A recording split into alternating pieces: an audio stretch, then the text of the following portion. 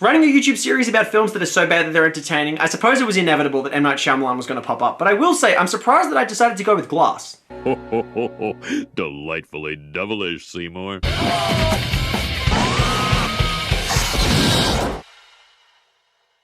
Yes, everybody, welcome back to Delightfully Devilish, the show where we discuss films that all at once meet the criteria of being the good, the bad, and the ugly. I'm your host, Jukebox Harry, and today we are going to be looking at the much-hyped superhero Showdown movie that is not a DC or Marvel franchise. Glass is a 2019 superhero psychological thriller movie directed by M Night Shyamalan as the third film in his Eastrail 177 trilogy, and when it comes to M Night Shyamalan, I actually have mixed feelings about him as a director. The Village, The Visit, and Signs, those were all really boring, and then there's The Last Airbender, and After Earth, and The Happening, which were all phenomenally shithouse. And of course there's The Sixth Sense, which I really did enjoy. When it comes to films like Unbreakable and Split, I enjoyed those films. I thought they were very slow and there was a lot of build-up for not too much payoff, but I did appreciate those movies. I find that most people think of M Night Shyamalan as a genre filmmaker, and although he does dabble in genre films a lot, I have to disagree with that notion. If you look at his films, they're all consistently character dramas, just set against the backdrop of different genres.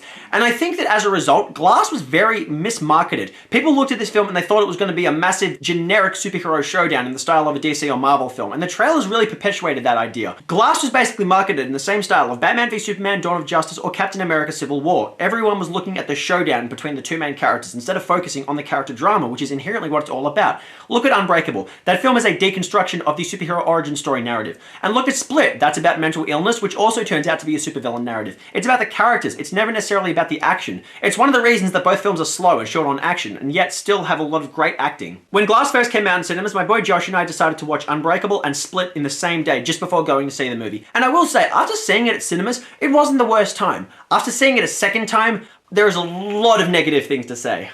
My name is Patricia. Now, who'd like a PB and J sandwich? A Patricia butter and jelly sandwich? Yeah, you feel like James McAvoy on bread? You do. Yeah, I kinda do. After my terrible joke, the film starts with a realistic modern-day villain, entitled white males trying to be viral sensations. Yo, who's there? We about to Salt Bay your ass. Salt Bay your ass? Okay, three things. One, that is a terrible line. Two, that is not a valid threat. Dusting salt on someone lightly is not going to endanger them. And three, everyone has forgotten about Salt Bay now. Memes fleet. There is a massive turnover with meme culture. By the time you're watching this review, Salt Bay is as dead as disco. Seriously, don't try to ground a meme in a film unless it's a timeless one. Superman punch him, Ronald. Yeah, you couldn't just say punch him, you really had to be like that extra.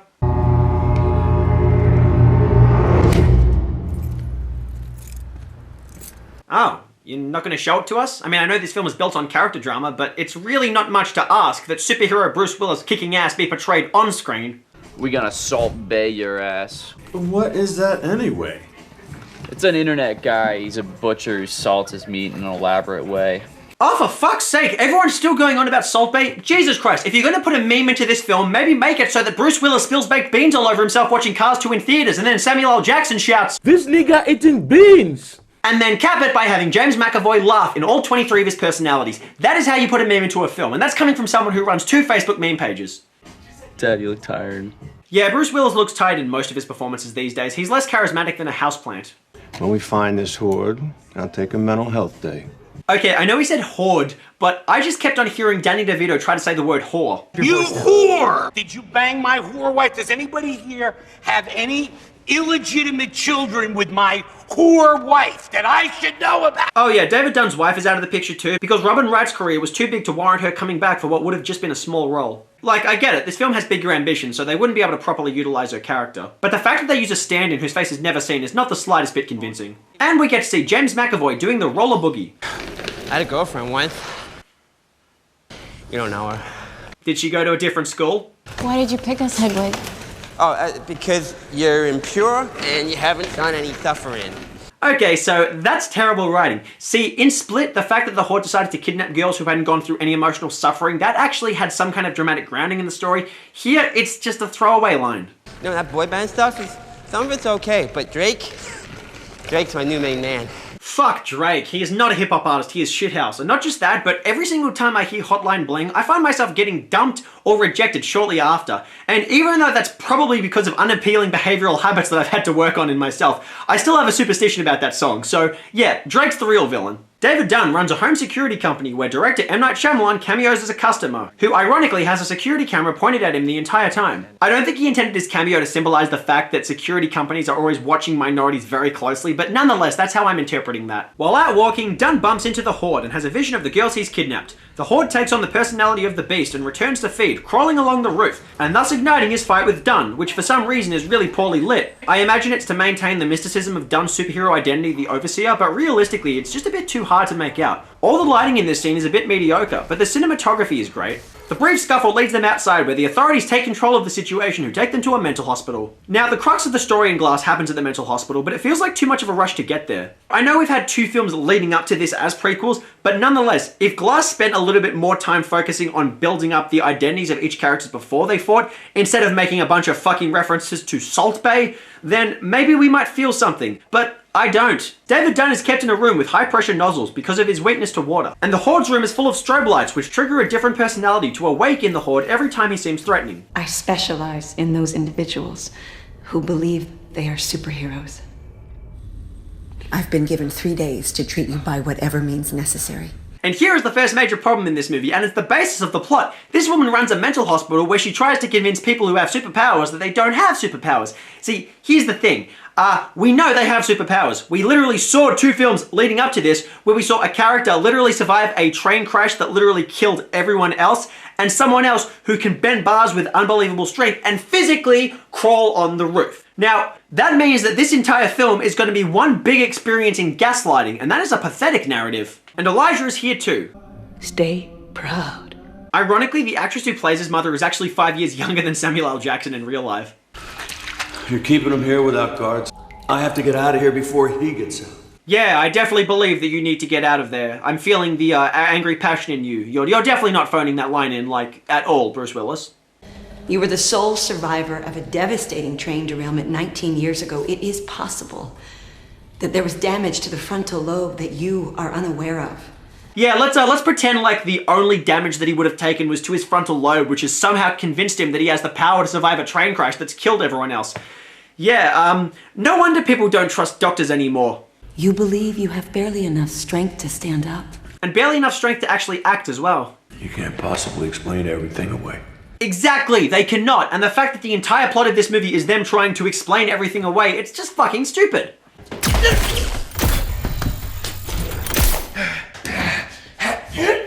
Why are you running? Why are you running? For all the annoying moments in this film, James McAvoy is never anything but a bright spot. And I have absolutely no idea what I'm doing here. I'm very much in favor of Kevin's reemergence, and yet I find myself in a goddamn prison cell. His performance as 23 different characters is a tour de force of acting. You can't beat the Beast. You don't think you can beat the Beast, does he? Huh? Beast's like, mm. Damn, so one of his new personalities is Shia LaBeouf. Just do it! Your dad is a trickster, and that I would love him.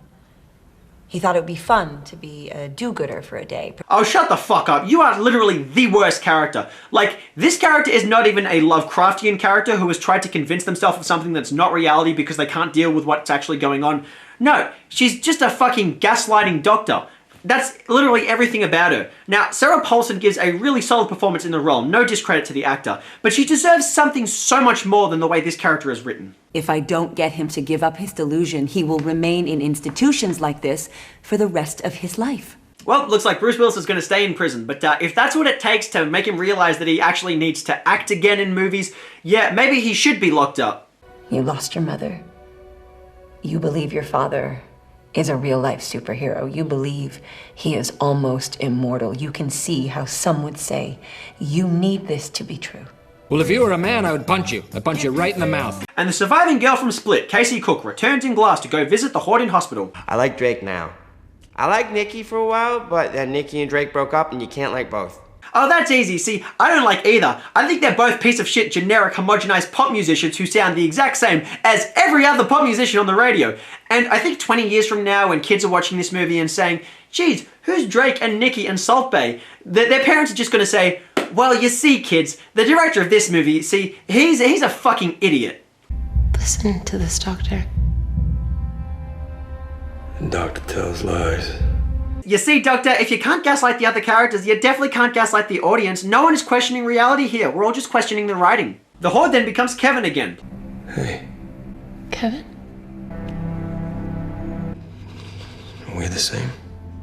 This is actually a really nice moment. It reminds us that there is a human existing within those 23 personalities. The power of true, loving, physical affection. It's like something supernatural. Oh, but you don't believe in something supernatural now, do you? It's the lack of it that caused this, and only the true version of it can heal it. That's the power of love. Will you help me? No, I don't think that's going to be happening. Then we see a guy installing some security cameras, and he probably could have got a better deal on them if he bought them off David Dunn. Seriously, leverage here, people. I've come to the conclusion that we should perform a procedure on you. We're going to conduct the procedure in 3 days. Elijah Price is as done with your shit as I am. Ooh, we're in the Grand Budapest Hotel now. How nice. This guy killed every one on my train. He's a mass murderer. Yeah, he did, but your complete lack of emotions make me think that you're okay with it. Like, you don't seem the slightest bit bothered. Kevin Wendell Crumb. Kevin Wendell Crumb. Beetlejuice, Beetlejuice, Beetlejuice! This scene turns into an extended group therapy session where David and the Hoard talk about their feelings and memories associated with their powers. David even talks about being able to have visions by touching other people, which of course he could prove by just like touching her and telling her something about herself that only she would know, but whatever. Is it possible that you saw something on the news, then saw an adult acting like a child, someone who fit the bill of someone with this disorder, intuited this might be the person I'm looking for, saw the red clay, and thought he might be hiding in a place with red clay? No. Exactly, it's not possible. The majority of the film in Glass is literally, she makes shit up, people deny it because, you know, they actually have a valid reason to, but she repeats herself, and we just keep going in that cycle for ages. As I understand it, there were many videos of world-class rock climbers on the computer in your office at the zoo. Some of those climbers could actually scale a literal wall, couldn't they? It was a practical observation that produced a practical skill set in an altar.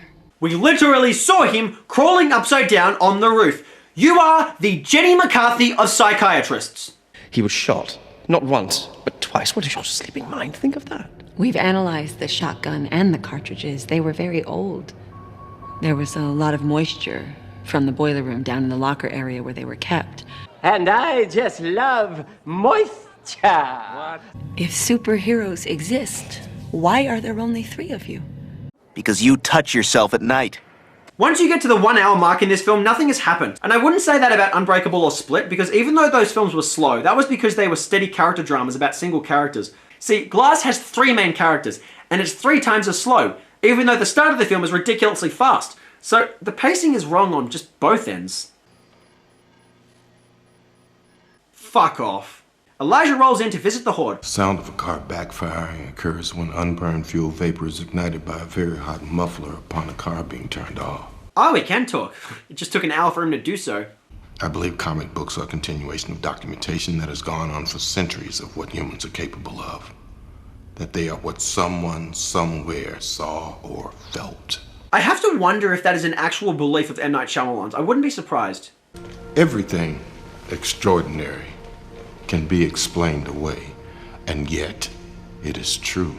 Was that supposed to be a dramatic reveal? Is that why you were hiding him in the shadows? Because we know that can be literally only one character, and we know the other characters know that as well, because they were literally in a group therapy session with him just a minute prior. If you really think you can get us all out, then you may meet the beast.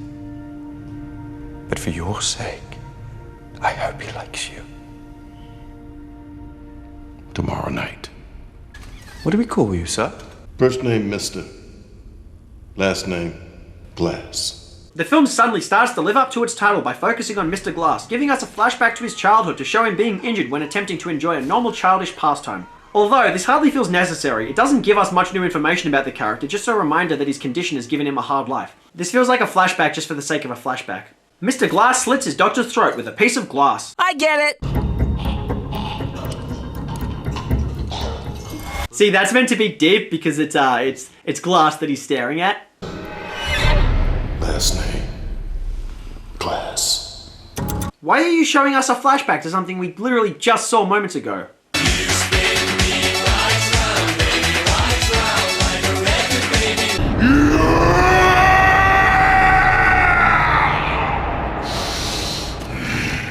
That sounds like the bad guys teaming up.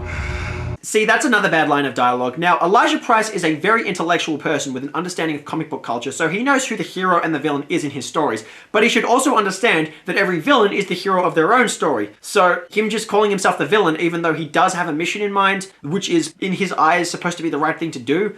You're only using 1% of your abilities with these petty criminals. Maybe there's nothing to hide, Elijah. Well, you've been hiding your charisma all movie, Willis. A lot of people are going to die, Overseer, if you don't get through that door. You hurt him. Huh, I didn't realize one of your personalities was Nuclear Man from Superman 4. If you will not tell me, I will hurt people. Did you know the first Superman couldn't even fly? Now that is a fact, but it really doesn't feel right that they're kind of ham-fisting all these comic book references into the film. I mean, in Unbreakable, it was about Glass and his obsession with comic book culture and a deconstruction of the superhero narrative which was established by comic books. But it doesn't feel organic in this film. It feels like they're literally just shoving pop culture references in there just for the sake of it. Have you ever been to a comic book convention? They sell teen TV shows there. Shut the fuck up. You're a fucking cunt. I remember something about a classic public forum where the climax of limited editions end. I think he said it was referred to as the Showdown. See what I mean? It's not organic. It feels like the characters are just hitting us over the head with comic book mythos. David Dunn gets out, and 105 minutes into the film, we finally get the showdown. The Overseer and the Beast go at it, but then the authorities rock up and complicate things. I know he almost drowned when he was a child. Water is his weakness. In comics, the parents of the villains always hold the key to understanding them. Kevin's dad didn't just take any train and not come home. Mr. Glass killed Kevin's dad. That right there is actually a pretty impressive plot twist. The idea that Mr. Glass not only created the Overseer, but also the Hoard. See, for all M Night Shyamalan's ridiculous plot twists, that is one of his better ones. I create superheroes. I truly am a mastermind. I thank you for what you did. But I came to protect Kevin, and I cannot trust you to keep him safe.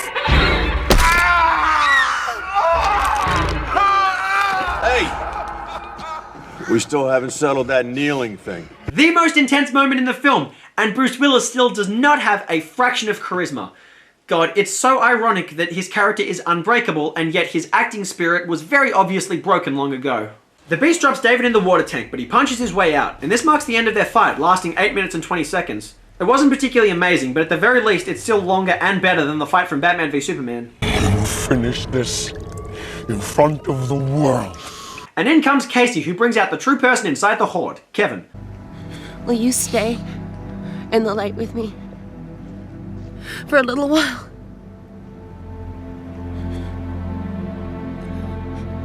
He gets shot, and then a supposed SWAT team member comes to finish off David. David, take my hand! Take it now!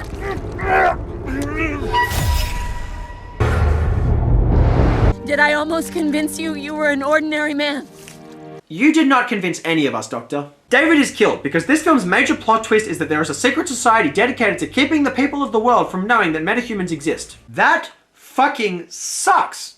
If David and the Hoard killed each other in combat, then you could still use this plot twist, but the fact that they were both killed by some random is just weak. Also, this is just a terrible plot twist. It doesn't add anything to the characters. It doesn't give them any closure. It's just used as a plot device to kill them off and then build some other kind of mysterious entity in the universe. It also confirms that the entire film was literally an experiment in gaslighting, because she knew that they were superpowered and spent the entire film trying to convince them and us that they were not superpowered, even though we knew that they were, and it didn't work. So it's just gonna kill them off. Like, that is the entirety of the narrative in Glass. Well, that was fucking dreadful. Did you tell me there was a showdown at the end of a limited edition? How come you didn't know how it was going to end? Oh, Mama. This is not a limited edition. This was an origin story. Well, that was fun. Who's for Chinese? At least James McAvoy gives us a powerful death scene showing several personalities responding to death. I can't hold on to the light, Casey. I should never have listened to her. There just can't be gods amongst us. It's not fair. It has worked just fine for 10,000 years our way. See, there is interesting potential here. A secret society trying to keep superheroes at bay to preserve humanity. But this deserves a whole lot more exploration than to be used as just a cheap plot twist. I wasn't a mistake, Mama. You were spectacular. Killed a bunch of innocent people to create a superhero who is now dead, and to create a supervillain who has killed a lot more people. Yeah, spectacular my ass, darling. The secret society erases all the security camera footage, but surprise, Elijah live-streamed it all to a private website, and the film ends with the humans discovering the existence of metahumans as the 3 surviving characters from the trilogy inexplicably sit in a train station. Obviously in a vain attempt to bookend the trilogy, which started with a train crash. The end. Is Glass a good film? No. The first major thing that I noticed with Glass is that I had very different reactions to it on the first viewing and the second. The first time I watched Glass, I thought it was okay. It was slow and talkative, but so was Unbreakable and Split, so I thought this was alright. I enjoyed the presence of the characters and even found Bruce Willis to be okay, though the final plot twist definitely undid a lot of it for me. I just chose to pretend that final twist never happened. The characters killed each other in combat and there was never any secret society bullshit. So with that in mind, I gave it 5 stars out of 10. But rewatching it now, there was a lot more negative to unpack, and in reality, that all does come down to that final plot twist. When you watch the film The Sixth Sense, it is impossible to watch that movie without knowing the final plot twist. Like, if you've been able to do that in the modern day, then well fucking done. But when you watch that movie, you have known for years that, spoiler alert, Bruce Willis is a ghost. And yet it's still enjoyable. You can still pick up on the nuances of how M Night Shyamalan got away with it. You can enjoy the character drama, and the performances are rock solid. So even when you know the plot twist, the film still functions. The problem with Glass is that it doesn't. The entire film is annoying to watch because you know that the characters have superpowers, and Dr. Ellie Staple makes a very weak effort to try to convince you and them otherwise. In the works of H.P. Lovecraft, it is a common theme that characters have such a difficulty comprehending reality that goes beyond their understanding of reality that they make up reasons to validate the existence of certain things, and it pushes them into insanity. Now, that's something that could have been done with this character, okay? But no, they just made a one-dimensional, very flat character who is literally just there to gaslight everyone. And it's pathetic. Like I said, Sarah Paulson, she is fine in the role, but she deserves so much better. Watching this film knowing full well how it was going to end made all the gaslighting just really, really boring. They were pretentious and dull on the first viewing, but on the second they feel more empty than ever. This makes the slow pace of the film seem a whole lot more obvious, and it just goes to reveal how little substance is behind the characters. David Dunn has no characterization for the entire film, probably because Bruce Willis has no interest in putting effort into his performance. And Samuel L. Jackson doesn't say a word until the second hour, mainly being a background character for the first half of a film where his name is literally in the title. The only character making things slightly interesting in the first half is the Hoard, simply because James McAvoy is amazing in the role. This is truly the best character he's ever portrayed in a film. It was a lot better in Split because that's a superior film, but the fact that he ups the ante to play a total of 24 different personalities is a real testament to the talent of the actor. He is the one consistently good thing throughout the film. And once Samuel L. Jackson actually starts talking, he sinks into the mad genius of the Mr. Glass character phenomenally well. Then there's Bruce Willis. The first time I watched Glass, I felt like his performance was fine. The second time I watched it, I realized it's most definitely not. It's not an aggressively bad performance, it's just exactly what you've come to expect from Bruce Willis in the modern day. I keep waiting for Bruce Willis to surprise me, but he just keeps on letting me down. I mean, Motherless Brooklyn, Death Wish, he's always just flat. He puts in the same lack of effort, charisma, passion, you know, any words that one might use to describe a good performance, into those roles, as he does into all those direct-to-video on-demand films that he keeps doing that keep on getting 0% on Rotten Tomatoes, or not enough reviews to actually even congregate a score. He's just such a letdown.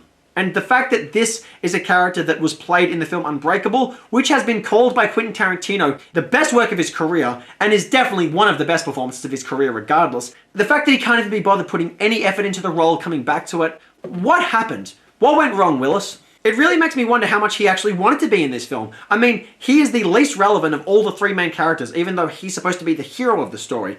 And the fact is, he's barely in the movie. Now, I can't help but wonder if he only signed on for this film because of the fact that he only had to work on a short filming schedule and got paid a large sum of money, because that was what he demanded for The Expendables 3. He was offered $3 million to shoot for 3 days in Bulgaria, but he wanted $4 million, and Stallone said fuck off and hired Harrison Ford instead because he was being way too greedy. I'm thinking that's probably what happened here. I just think Bruce Willis got greedy and wasn't able to give effort back. And the fact that Bruce Willis earned a Golden Raspberry Award nomination for Worst Supporting Actor for this film, I think that's pretty well deserved. I think this film probably deserved more nominations, like Worst Screenplay and maybe Worst Director, but I'm glad Bruce Willis got his recognition because his career is gone.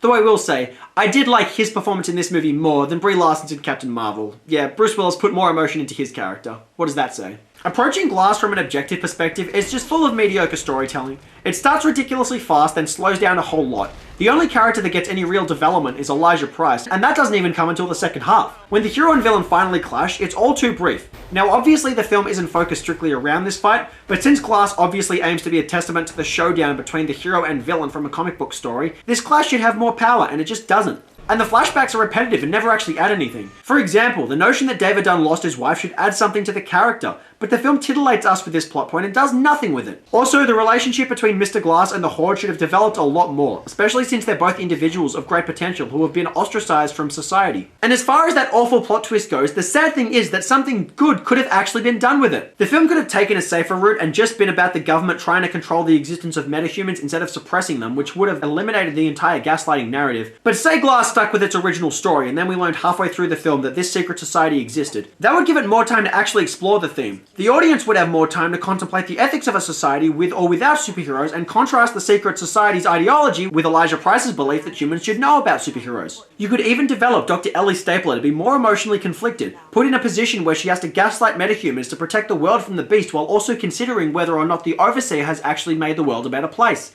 Sadly, in stereotypical Shyamalan form, he chose plot twist over story development. Even when the film was slow and talkative enough for him to have the room to fit this plot point in and actually speed things up as a result, which would have made it better, instead he decided to not only waste the potential of Glass, but actually ruin the film. Honestly, Glass is just a wasted opportunity. Now, I haven't been waiting for this film as long as the diehard fans of Unbreakable have been since that film came out back in 2000, but I am still disappointed, especially considering the fact that the market is oversaturated with superhero films these days, and Glass is obviously intending to be like Unbreakable and deconstruct the superhero genre and the origin story narrative. And yet, it just falls into M Night Shyamalan's twisted self-indulgence and weird sense of mythology building. Now, I can't help but wonder if he did have bigger ambitions but was limited by strictly a $20 million budget, which, for the record, is actually pretty impressive that he made this film on that budget, considering the quality of the production values. But also, he wanted his film to be 3.5 hours long, so he had to cut it down by about a third. I wonder how much that impacted the narrative. Glass gets 3 pieces of glassware out of 10. It is a feature-length experience in gaslighting and bait and switch, except the audience is not likely to take the bait, so it even fails at that. It's underwhelming, it's all around disappointing, and a negative example of M. Night Shyamalan going back to the self-indulgent roots which drove his career into the ground in the first place. But all that being said, James McAvoy is still fucking amazing in the film, and that will at least keep it watchable, if not likable. And that does it for today's episode of Delightfully Devilish, you guys. If there are any movies you want to see me discuss on this show, please leave them in the comment section below. If you want to see more episodes of this show, please hit that subscribe button. Otherwise, until next time, I have been your host, Jukebox Harry. Peace.